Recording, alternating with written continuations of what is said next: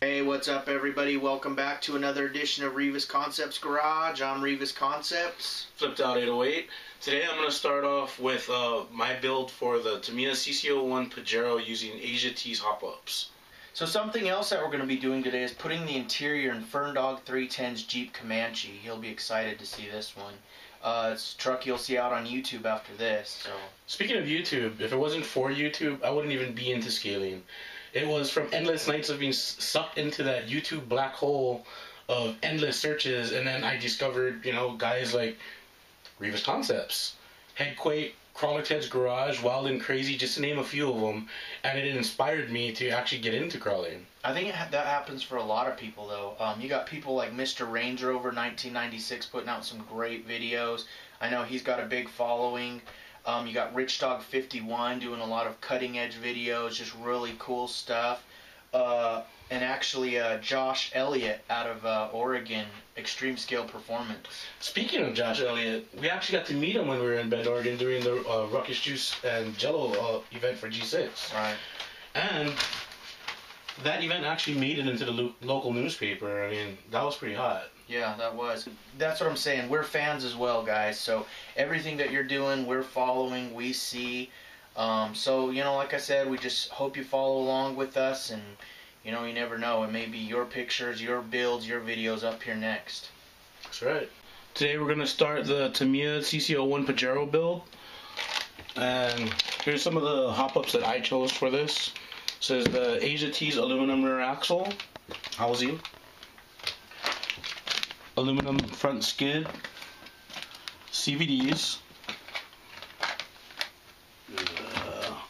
hardened transmission gears, aluminum knuckles, front control arms, rear upper control arms. It's the front uprights. And here's some more of the Asia T's upgrades that I'll be using. A few more accessories that are going on this build. I chose them because I think they look sick.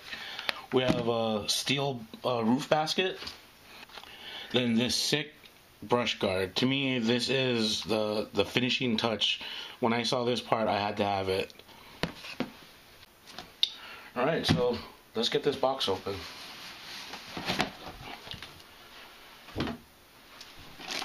Let's just go straight for the icing. This is my favorite part of the kit. I mean, these bodies are so scale and so sick looking. I chose this one because I don't know, everybody likes to make Jeeps and Toyotas and stuff. You don't really get to see this one out on the trail too much, so it's gonna be a little bit different. This is what makes it a little bit different from the stuff that I normally build. It has a tub chassis. This actually excites me because it's different. Remember to always use thread lock unless you want your stuff to fall apart when you're driving it. So right now, I'm starting to put together the front differential. If you've ever done a Tamiya kit, you know that they're an open differential, meaning when you give it power, one wheel spins and the other one doesn't. It's usually the one with the least amount of resistance. I like open differential because it makes me choose my lines a little bit better. Makes you kind of a better driver. The nice thing about the Tamiya kit is you can actually lock and unlock this differential with a few little tricks. One of the tricks is you can use hot glue, and when you want to unlock it, you would just peel the glue out of it.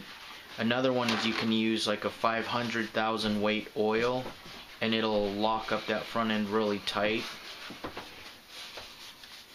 And the third way to do it is to use actually one of the spider gears and wedge it in there, and it'll act as a locker. But all of these can be undone. So for those of you that are interested in picking up a kit like this, the 73 Bronco, it usually starts at about $199 online. There's also other options besides the Pajero and the 73 Bronco. They have the Mercedes Unimog. They have a Ford Landfrieder, which is a pickup truck. And they have a Jeep Wrangler, which is a hard body like the body that I'm doing here. One thing I will say, having built a couple of the Tamiyas. There's usually a trick you can do with the plastic where you shave one of the little ears off so you get more travel, down travel, and it helps with the articulation, and this is awesome.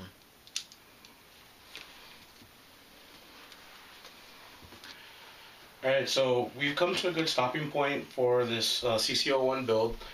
So far, what we've got: transmission, motor, front suspension, minus the shocks, the drive shaft to the rear, and the rear axle. Next, I'm going to be installing a Junfat 4-link conversion, but that's going to be for the next show. Okay, so we're about to start putting Ferndog 310's interior into the Jeep. So the donor truck for this was actually used SCX-10. First things first, the cage is going to need to come out. The windshield needs to come off. These interiors actually will work on a lot of different trucks. For the Jeep Comanche, basically I'm only going to use from the dash back, so I'll scrap everything else. But you know, if it's something that you're wanting, you know, make sure you're careful about your cuts. One thing about doing this, I personally always stay wide on the cuts because I would rather come back and trim off this little edge than I would have gaps between the windows and the actual interior. I've done this a time or two, so I really make short work of it. Front, you can use the flares on something else.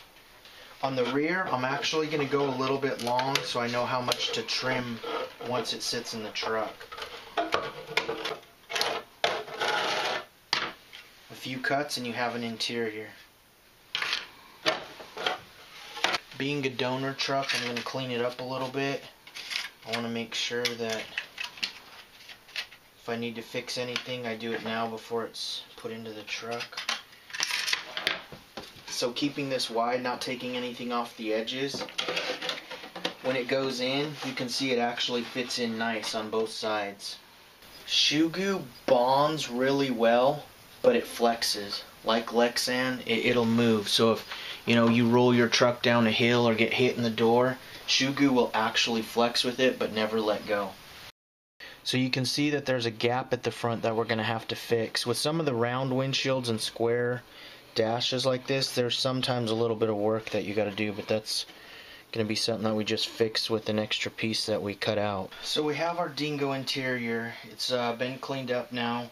Ferndog 310 actually wants this as his driver, so I'm going to have to make that work.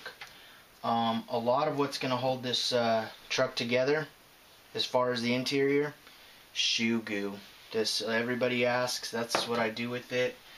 It actually holds these lights in, and this stuff I do it on the honcho I run in the G6, and they just, once it's set up, good luck getting it off.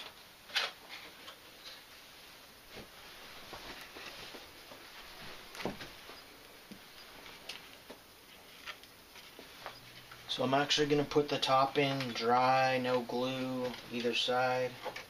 Get my shoe goo. So take the shoe goo, make sure you use a lot of this.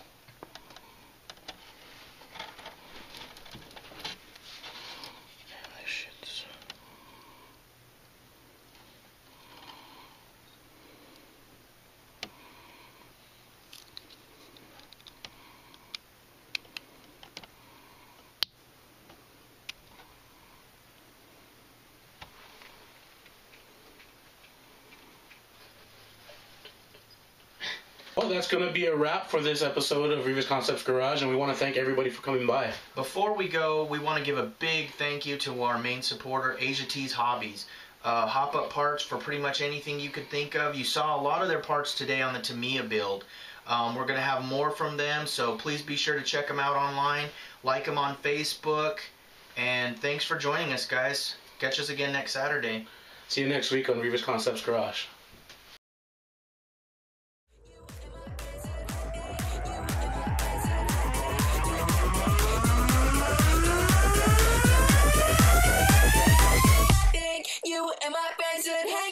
on the weekend.